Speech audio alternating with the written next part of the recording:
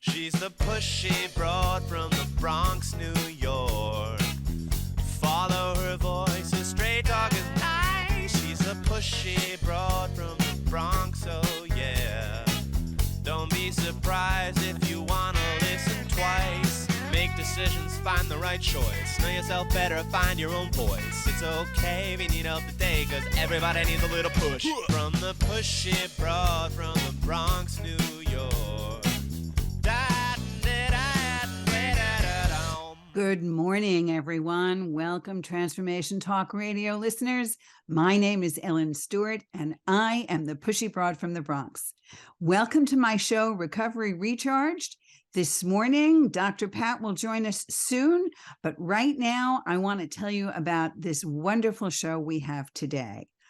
I don't know about you, but I can't believe that the holidays are upon us.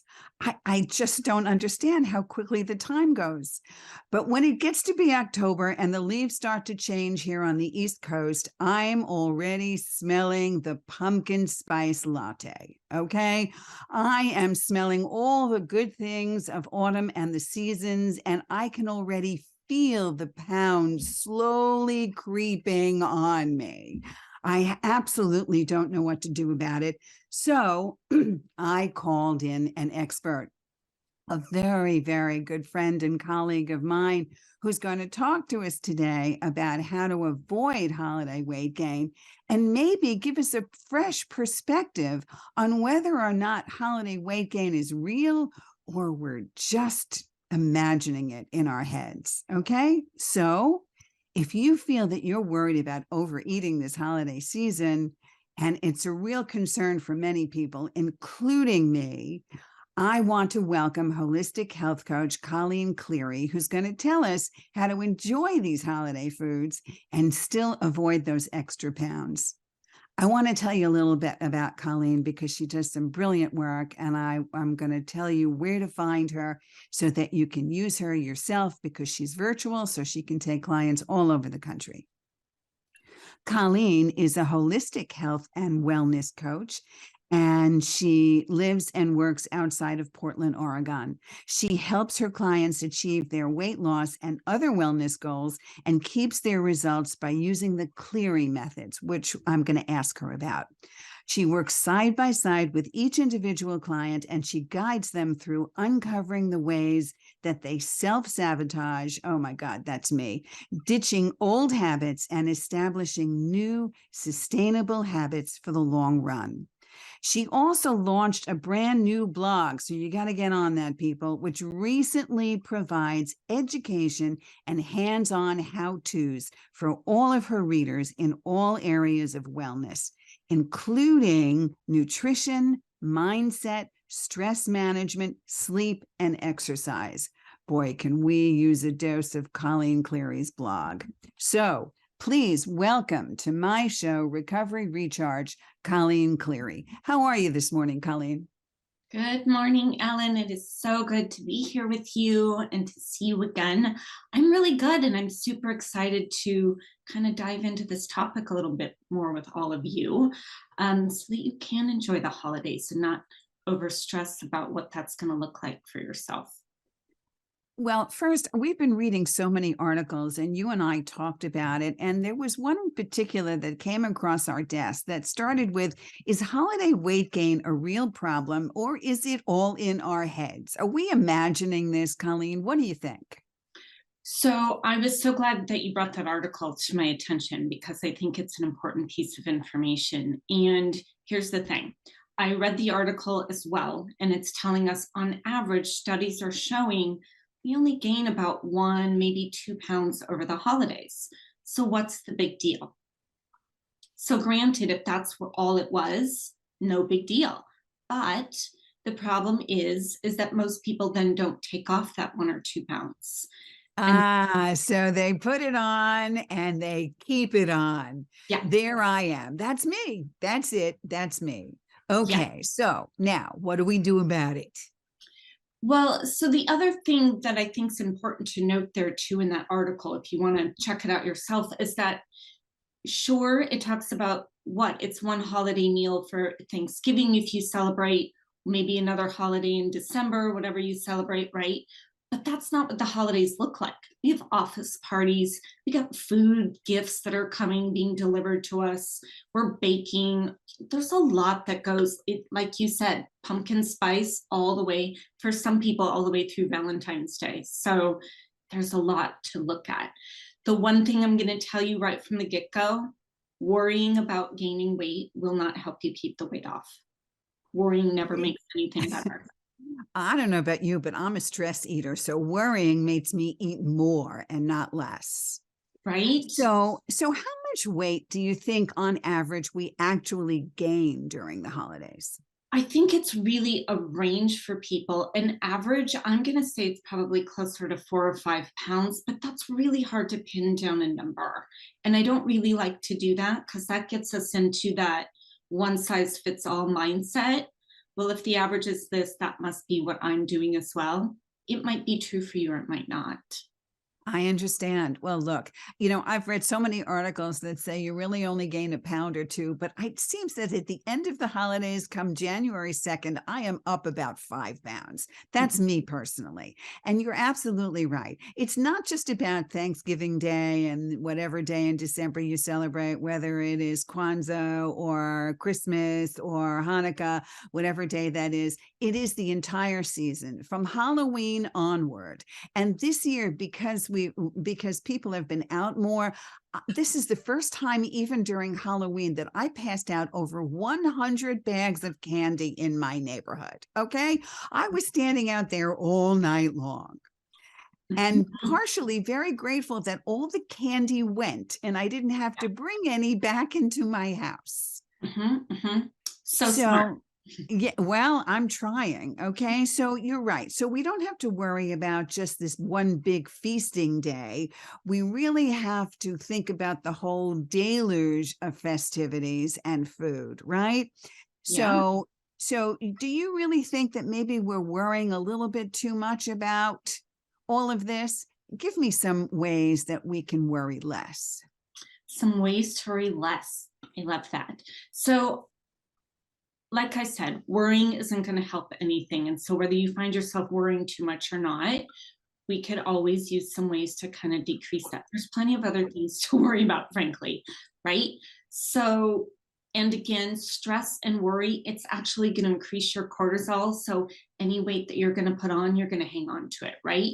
Wow, that's very interesting. Stress and worry increases the cortisol. So if you're doing that, any weight, say that again, any weight that you're going to put on, You're what?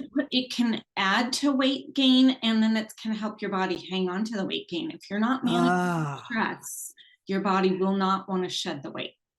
So you have to be very happy eating those extra cupcakes and You pineapple and pumpkin lattes one after the other, right? You have to really enjoy it. Otherwise, why bother, right? Oh, yeah, that's a whole nother topic. Don't waste the indulgences on the stuff that's not good. Go for your absolute favorites, for sure. But let's back up for a minute. To talk about where to start, I want you to think about your mindset, how you view all of this, the language you use around it.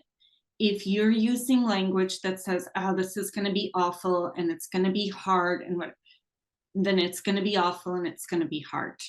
So you really got to think about your mindset first and the language you're using about this as you go into it and as you're taking that journey. So you have to be very intentional. And I certainly think you are spot on. Mindset is absolutely the key. Besides the fact that why indulge in all of these wonderful, good, delicious things if you're going to be upset about it? And if you're going to say to yourself, oh my God, this is going to go to my waist, or this is going to go to my hips, or this is going to make my face puffy, or I'm not going to be able to fit into my holiday clothes. I mean, why bother, right? Yeah, life's too short for that. Absolutely. All right. So tell me a little bit more about being intentional in terms of our plan going forward for the holidays.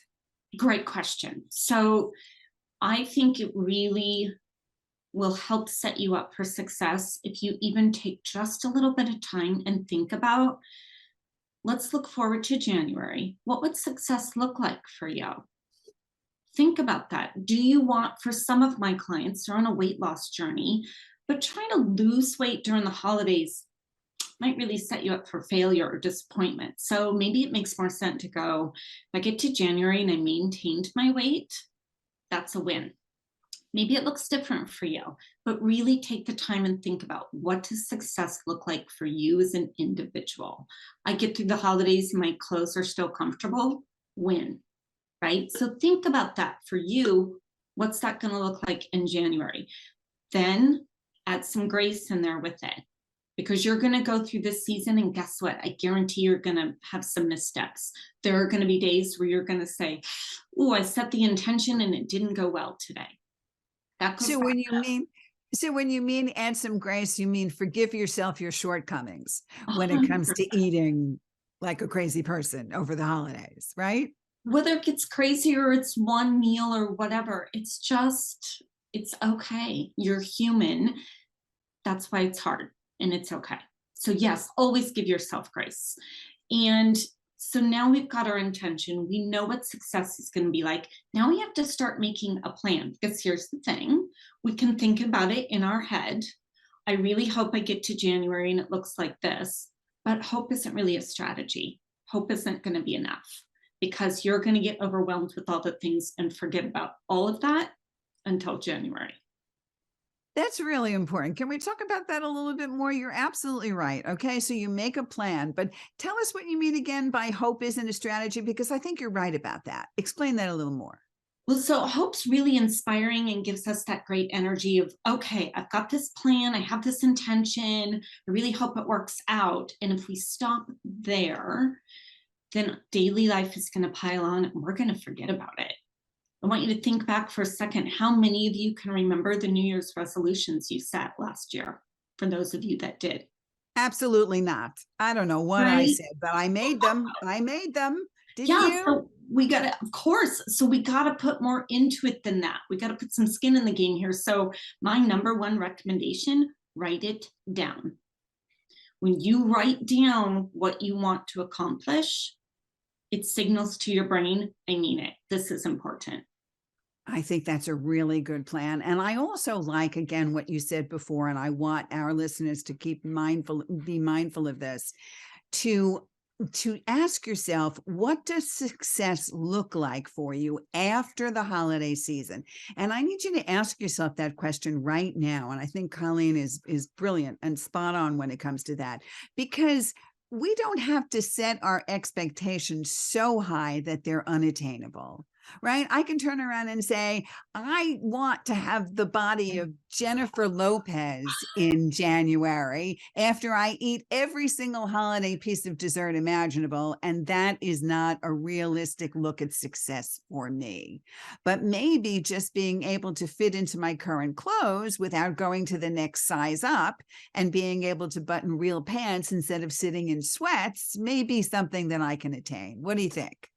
100%. We want to set ourselves up for success, right? We all know what it feels like to fail. It doesn't feel good, and it's a learning opportunity, but that's never really our goal, right? We're not aiming for failure. So yeah, make it reasonable, make it achievable. And again, write it down. That's a big deal. That's really big. Go ahead. I'm sorry. The other thing I wanted to add goes along with grace, but to ditch all or nothing thinking. It's really common in our culture to get into, I'm either going to do this perfectly or I'm not doing it at all. And when we make choices, when we stumble, because we do, but when we make choices that don't serve us, then we just give ourselves grace and get back on track. It's very simple, but can be hard to do. Yes, but look, giving ourselves grace is the forgiveness of saying that we don't have to do it all perfectly, or it's completely no good. Okay, you're absolutely right. You can't turn around and say to yourself, just because I didn't follow through on one thing doesn't mean everything I tried to do is not going to work. And Oh, that's a very, very, very important thing. And we're going to talk a little bit more about this, but I want to talk about specifically, this show is called Recovery Recharged. And some of the things that people struggle with is compulsive overeating.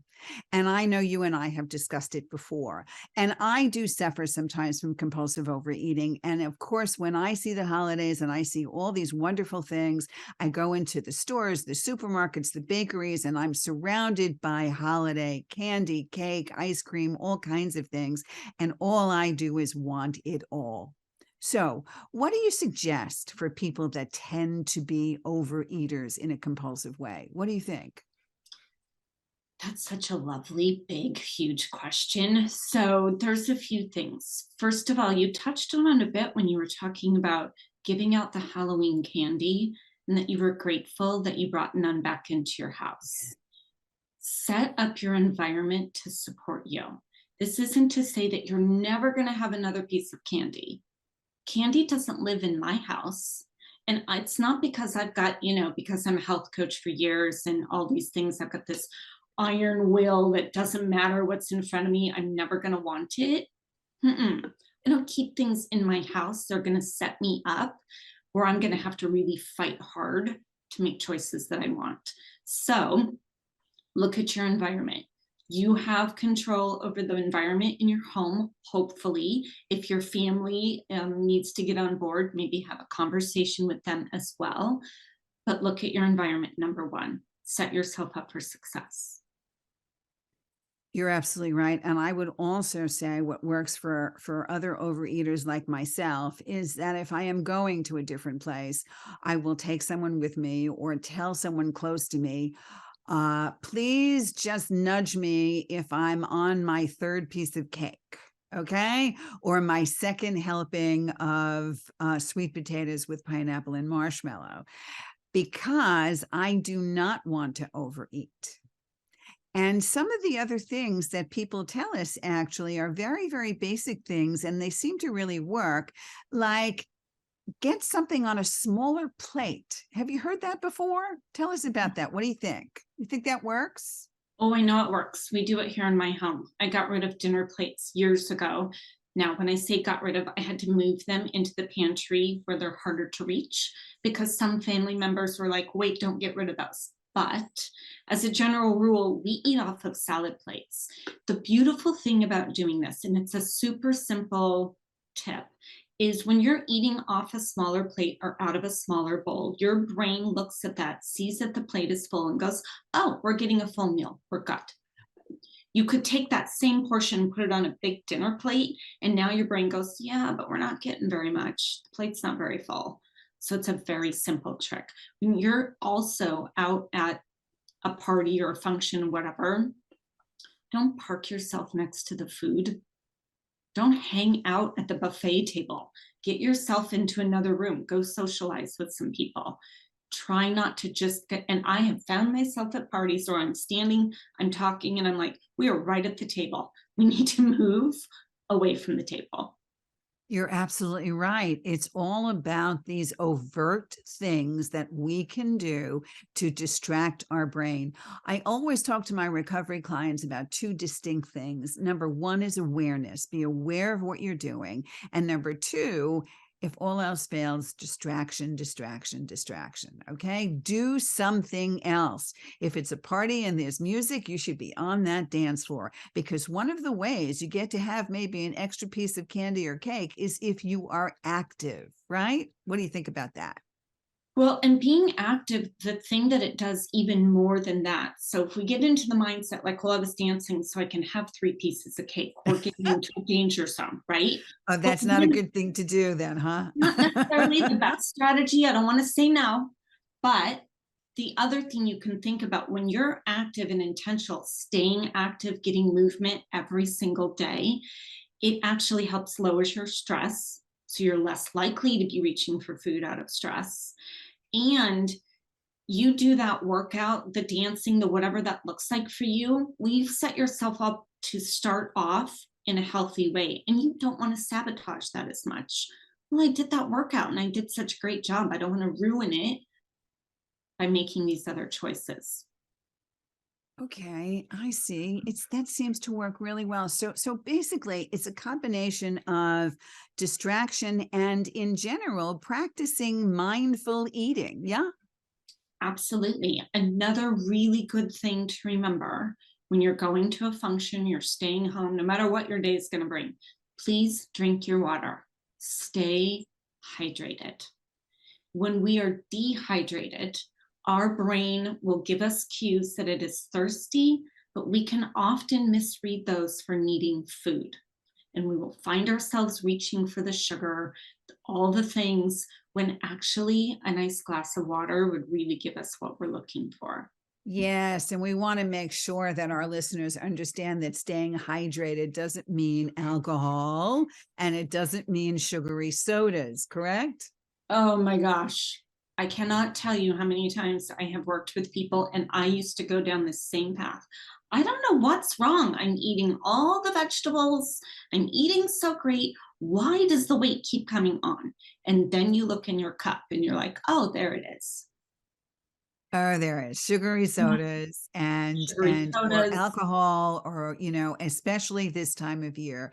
Even a little extra alcohol is not going to help burn the calories. Okay. So you have to be Yeah. mindful of that. And certainly, if we are in recovery, we have to understand that you will be tempted all the way around for alcohol and things that are not good for us. So we really do have to make sure that we're very mindful and that we are distracted, and maybe drinking a lot of water will really, really help us. Yeah, at the very least, get yourself a good full glass of water before you have your next whatever beverage that is. And that can be a latte too. I mean, I cannot tell you how much sugar used to be in my cup of coffee when I would, go for the drive-through lattes, whatever. So, yeah, drink your water. It will help you with all areas of your health, I promise. I think also sometimes cutting down on some of the things really gives us a room to look at other things, like watching, maybe eating some more vegetables will allow us maybe to have a little extra treat, and maybe cutting out some of the white flour and the bread, right? Choose our meals wisely, choose our portions wisely. Do you think? 100%. And the other thing to remember, so let's say I'm going to go to a party on a Friday night, and I know there's going to be all the things to indulge in there. So on Friday, I don't go, oh, well, I'm already going to overeat, so it doesn't matter. And I just start getting the wheels off track right from the get go and I get up in the morning. I'm going to make sure I'm hydrated all day. When I do eat before I go to the party, I want to make sure I get some protein, healthy fat, and some fiber, some veggies, things like that, because that's going to help my body feel very satiated and content.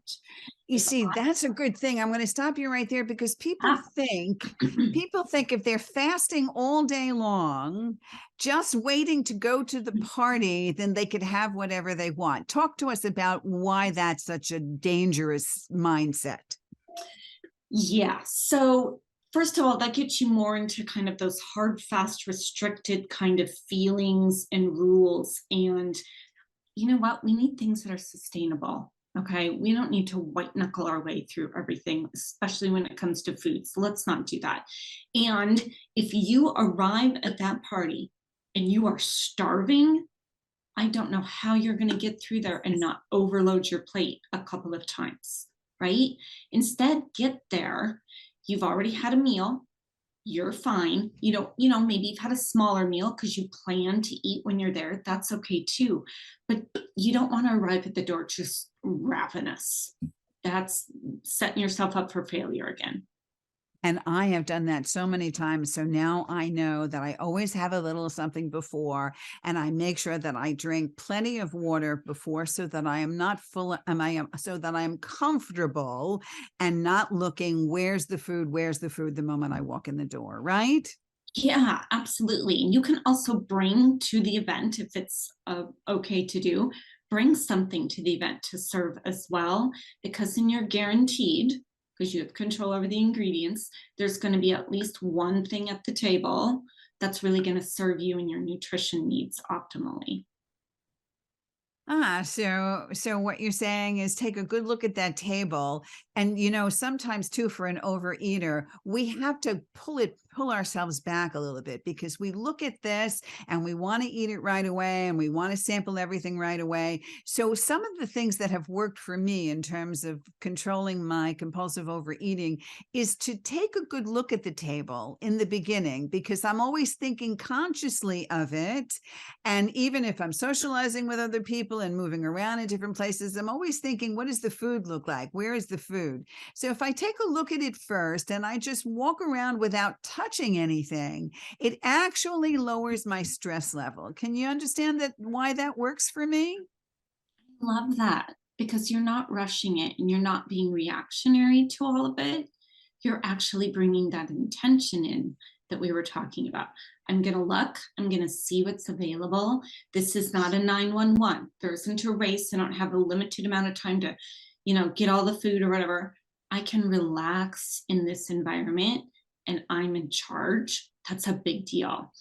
Another one of my number one tips for when you feel like you're overeating: get your plate, have a seat, and make a plan to stop halfway through. So you've eaten half of what's on the plate.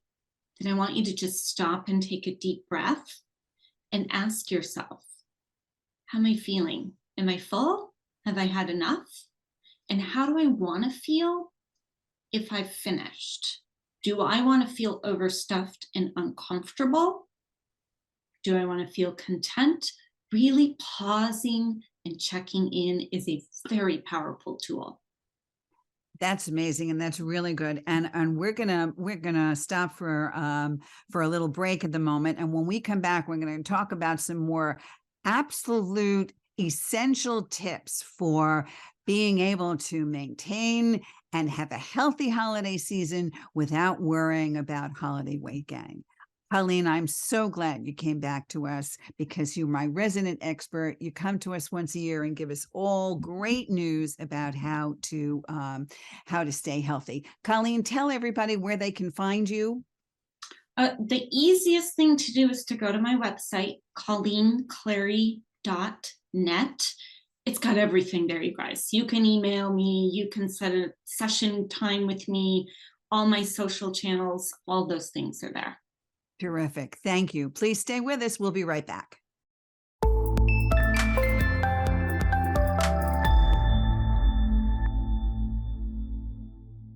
Welcome back, Transformation Talk Radio listeners. My name is Ellen Stewart, and I am the Pushy Broad from the Bronx. I am flying solo today. My co-host, Dr. Pat, is doing other things, but I want to let you know that Colleen Cleary, holistic wellness coach, is with me today, and we're having a great discussion about one of the things that really concerns me, and that is gaining weight over the holidays.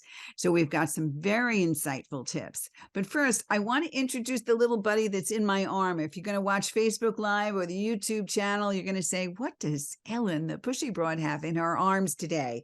This is Loki, everyone. Loki's 10 years old, and he's a Pomeranian mix. And I'm just sitting, dog sitting for his mommy and daddy who are traveling.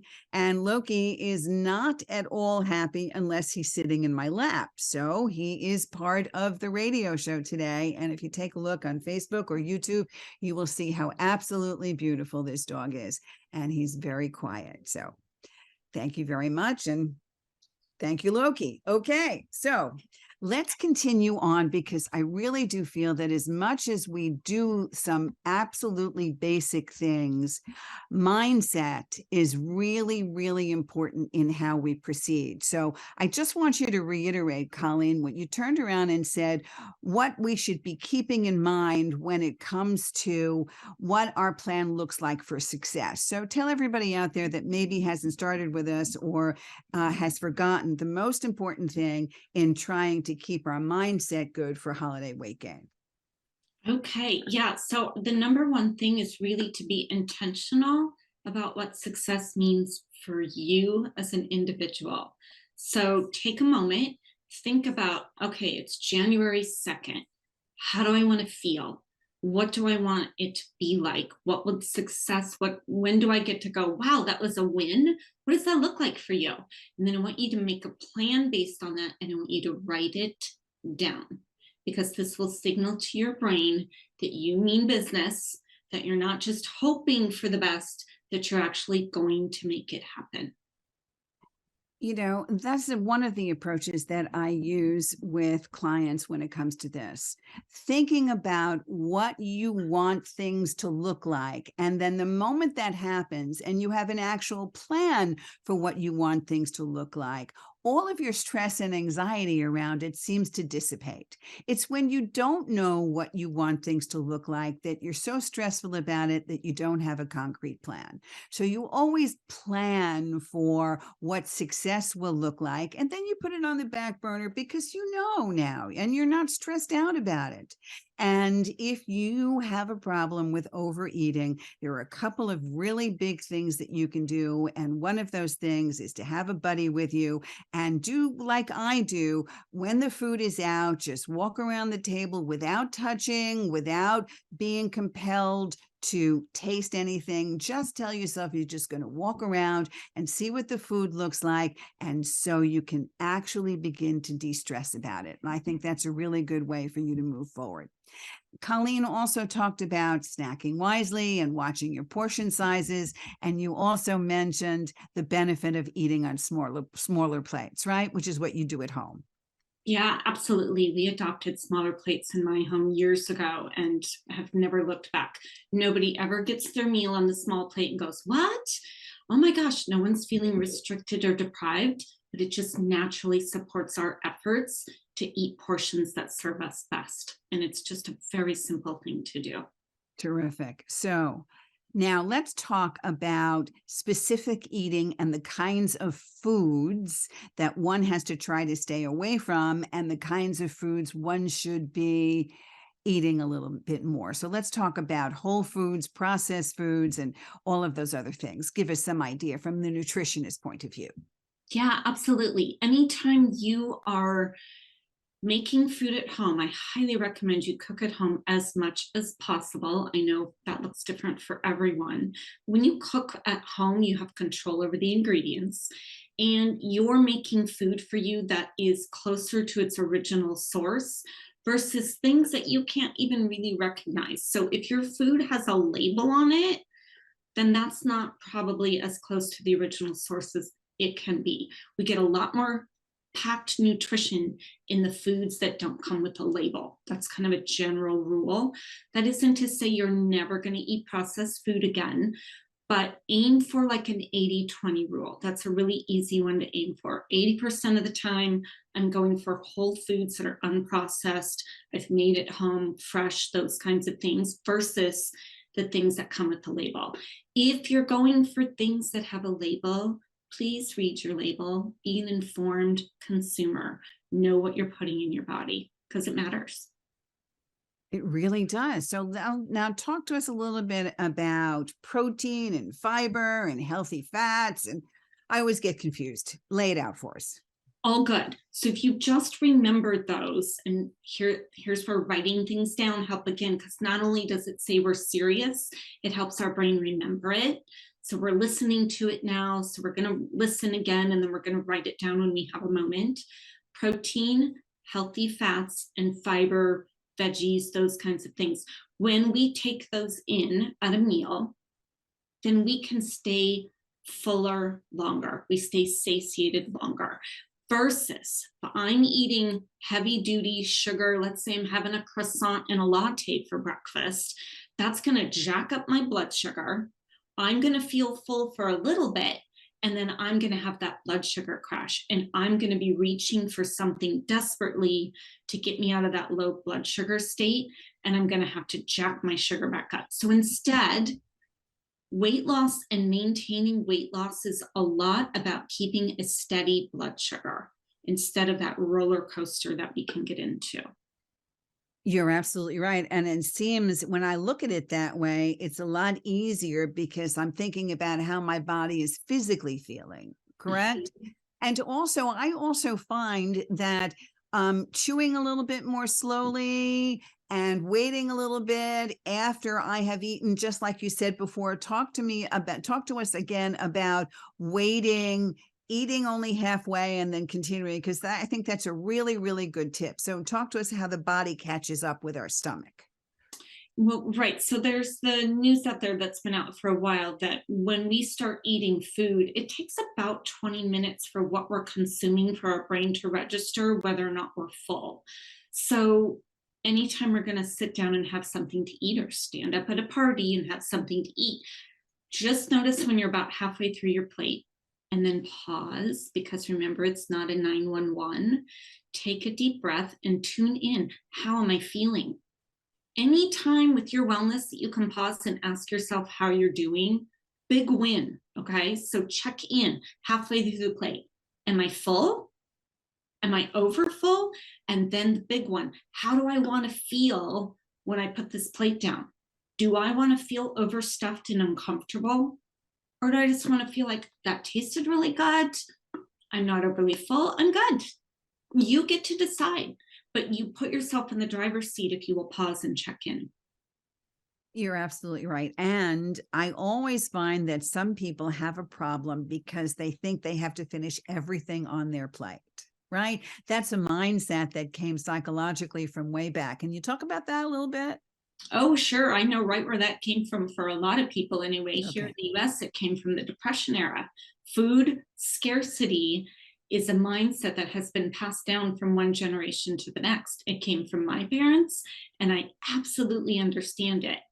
So that's part of why when you get a smaller plate and you're intentional about how much you put on there, you're not going to worry about finishing it all because you're not going to have a platter size full of food that you took for yourself. So that's one thing to remember. I remember mom and dad saying, eat everything on your plate because children are starving elsewhere. So you should be thankful for what you have. Like I was going to help starving children by eating everything on my plate. Right. Yeah. Yeah. And I mean, like, I get that. I for sure was lucky enough not to live through the Depression. So I honor that that's where that mindset comes from. Yes, absolutely. But they didn't have an abundance to begin with, so that they held on to everything they had. But Yeah. we are fortunate that we do have abundance. And I have used smaller plates many, many times, but I will use that as a compulsive overeater. I will use your tip of eating half of it, Mhm. stopping, breathing. You said taking deep Take breaths a and deep breath. saying to myself, how do I feel? And giving myself some time. Yeah. Right? Giving yourself some time to actually have my stomach catch up with my brain, which is a really good thing. And also watching those beverages, right? If we're in recovery, we have to be very, very, very careful because sometimes there is alcohol mixed with other things that we have no idea of. That holiday punch going around, baby spiked. And so I need you to be very careful. And also that extra sugar is something that's going to stay with you after January 2nd.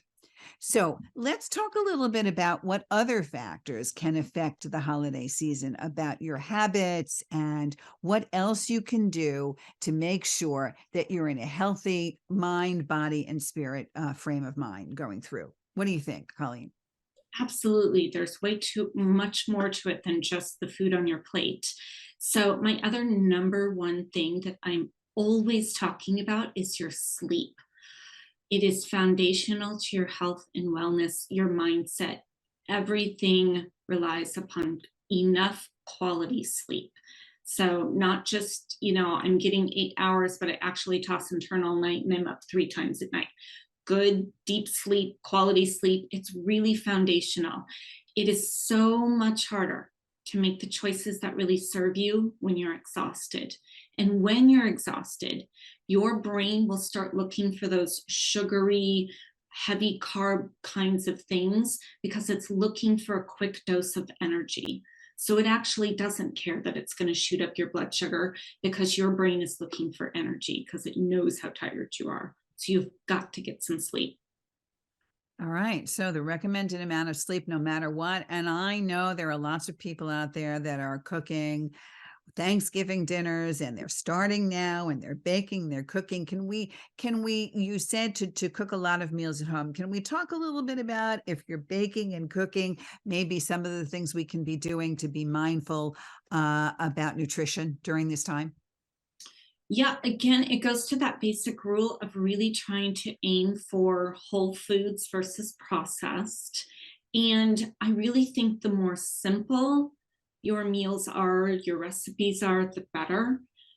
First of all, it just eases the stress on you. Now, for some people, that's a creative outlet to get into these really elaborate things. And I for sure appreciate and support that. But as a general rule, just try to go with those simple things that are less processed. When you go to the grocery store, another good general rule, if you're sticking to the outside perimeter of the grocery store when you're shopping for the most part, remember 80-20, you're doing really well. Wow. We're not aiming for perfection. No, we're just aiming to feel good and feel better, and to ask ourselves, how do we want to feel come January 2nd? And I understand that. And then there are also some things, I've seen articles that say to replace butter with applesauce and mashed banana or pumpkin puree. And instead of sugar, use low calorie substitutes, or add dried fruit instead of chocolate chips, things like that. How do you feel about that, Colleen? So I think doing those kinds of swaps can be really helpful if you're like on a plan and you're really trying to take care of your sugar intake and that kind of thing. I think that's a beautiful thing. Um, as long as it doesn't start to feel restrictive, you don't start to get into that all or nothing, black or white thinking, which I have a funny saying about that I'll share with you in a moment. So go ahead and do those swaps. If those are serving you and you're seeing good results and you're feeling good with those, great. If you start feeling like I'm never going to have fill in the blank again because I can't, that's going to start feeling like a rule that you're going to want to break at some point. So it's about balance. Yes, and I hear what you said, because deprivation does not work, right? It really doesn't work, or at least it doesn't work for a lot of overeaters. I know, because the more I tell myself, you can't have this, I'm like a little kid. That immediately means I want it. Okay. And I have been able to maintain my boundaries and have 37 years clean and sober from alcohol and substance misuse. But food is a difficult situation, obviously. But if I can do things in moderate quantities and tell myself, well, I can just have this one thing because this is my boundary, it is better for me than saying to myself, I could never have a piece of chocolate again. Oh, yeah. You touched on something that I call toddler brain. The moment we set a hard line of you can never again, toddler brain just comes into the room kicking and screaming and having a big old meltdown. And it's really, really hard to resist. It is. It is. And also, being in recovery, I suggest everybody out there practice what I practice, and that is the 1 day at a time rule, which is what you talk about as well. I'm not thinking about what's happening this entire holiday season. I will think about Thanksgiving Day and what I'm eating on that day on Thanksgiving Day. I am just going to take it one meal, one festive meal at a time, one social situation at a time, just like I do in my recovery. I am clean and sober today, and that's what I have. And that's exactly how we take one meal, one situation at a time. And that seems to work in big ways. So that means drawing the line and setting boundaries. Some people think also, in order to avoid holiday weight gain, we should be weighing ourselves regularly. How do you feel about that, Colleen? I think that depends on the individual. I think for some people, weighing like once or twice a week works totally fine, because if they don't stay tuned in, they will pretend that nothing's happening. They will deny what's going on. And then here comes January and we're feeling a little regret, right? However, I know for some people that can become an obsession, that can become this driving thing that we never stop thinking about. That's not healthy either. So if that's a thing that sets you up and triggers you for not enjoying the holidays, just put on a pair of button-up pants once a week and see how you're doing and call it good. You don't have to get onto the scale. That I number on the understand. scale is only a small part to your overall picture too. And I would say, at least after Thanksgiving Day, try not to get up on that Friday morning and get on the scale. All right. Give yourself a little time to just Mhm. take it easy. And also some of the things that you mentioned are really, really important. We always have to do the best we can, right? And forgive ourselves if we have gone astray, but always to be mindful that the very next opportunity is an opportunity to set our boundaries and do the right thing, correct? And not just to say, okay, it's all going to hell in a handbasket and the entire holiday season, I'm just going to eat everything in sight, right? Oh my gosh. So the saying that I've heard about this that I love is think about when you get a flat tire. For those of you driving right now, hopefully that's not your case. Think about you get a flat tire. What do? We do our best to get it repaired as soon as possible. We do not pull over and slash the other 3 tires. So it's the same thing. We make a misstep and we just get back on track at the next opportunity and we just keep going forward. That is a great analogy, a great metaphor. I am going to think about that a lot. That's exactly right. Absolutely unbelievable. And also, can you give us some ideas? Because sometimes when you go to gather with people, especially during the holidays, it always seems to center around food. Are there some alternatives in terms of getting together that you might suggest? Yeah, and it really depends on your group of people. Some will be open to other ideas and some will not, and that's okay. But I like to suggest, can we maybe get together and go for a hike, or maybe we can go for a walk, or maybe we can go to an art museum or a play or something else? Trying to think of something else you guys can gather and do where you still feel connected, because that's the biggest reason for the holidays half the time, right? That should be a big piece to it. How can we feel connected that doesn't have to center around food? And you're absolutely right, because feeling connected gives us a chance to actually talk to the people that we haven't seen in a while. And maybe that's why some of us eat more, because they don't want to talk to some of the people they haven't seen in a while. But Yeah. this is an opportunity to do that. And with all of the lights and the festivities and the fact that we put out lights for Halloween and then everything comes out for Turkey Day and then Christmas, there's so much to see outside. I Mhm. have done situations where I have rented limos and had my friends in the limo, and we've gone all around Manhattan with the lights, with the Christmas lights. And it wasn't about food. It was just about taking in Fifth Avenue during Christmas. And there are things like that to do in your neighborhood. So don't feel like everything has to be centered around food. Oh, 100%. What a lovely memory. I love that It's idea. really, really nice. I do remember those very, very well. Okay, so now tell us how we balance exercise with what's happening here. How do you think we do this in a healthy way? I think you need to make it a priority. For me in my life, it's non negotiable. It's part of who I am, and I know it's going to be part of my day. And again, I plan ahead. I don't just hope that I'm going to get in some movement in my day. I've got a plan for how and when it's going to happen. But when you make it a priority, you're going to work off that holiday stress so much easier and set yourself up better. Now, for some of us, we feel like my schedule is overbooked. I don't have time for workouts. It's a really common one. You do have the time if you make the time.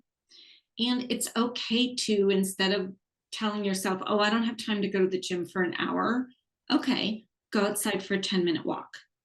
If you don't have time for a 10-minute walk, then maybe you need to delegate some things.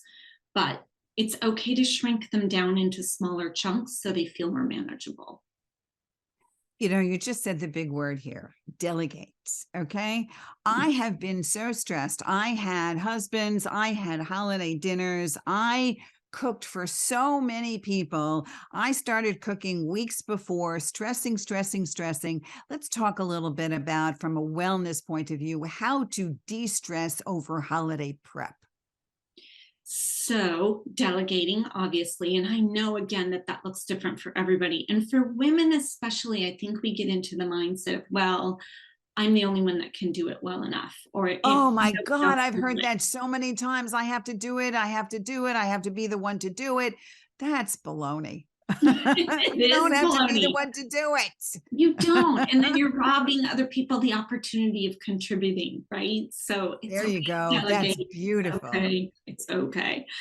So delegate, make sure you're getting your sleep. And another really great thing is don't forget to take a deep breath here and there. You can go full on into breath work. There's lots of things out there on breath work that you can look up. You can do some formal thing like that. But even just remember to take a deep breath here and there throughout your day. Generally speaking, a lot of us do a lot of shallow breathing all day long, but deep breath is where you actually calm your nervous system down.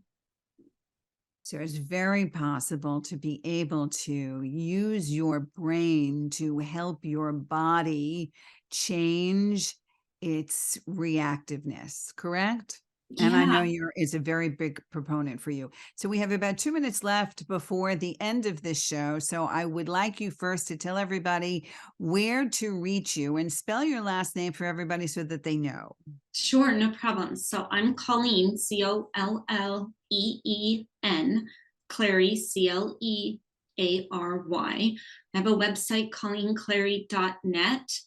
That's one of the easiest places to find all the things, but I'm on Instagram under Colleen Cleary Wellness. You can find me there.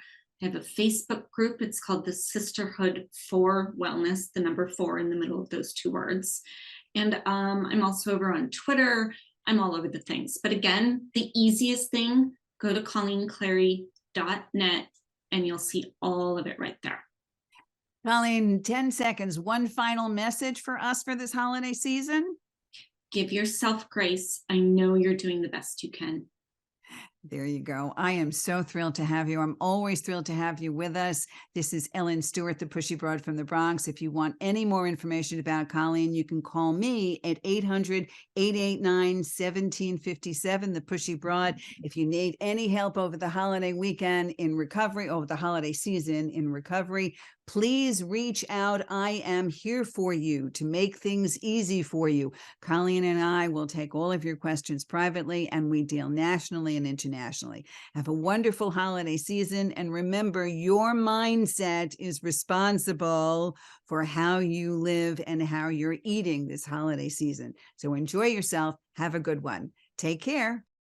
This is Ellen Stewart, the Pushy Broad from the Bronx, saying thanks for listening. And remember, everybody needs a little push. From the Pushy Broad from the Bronx, New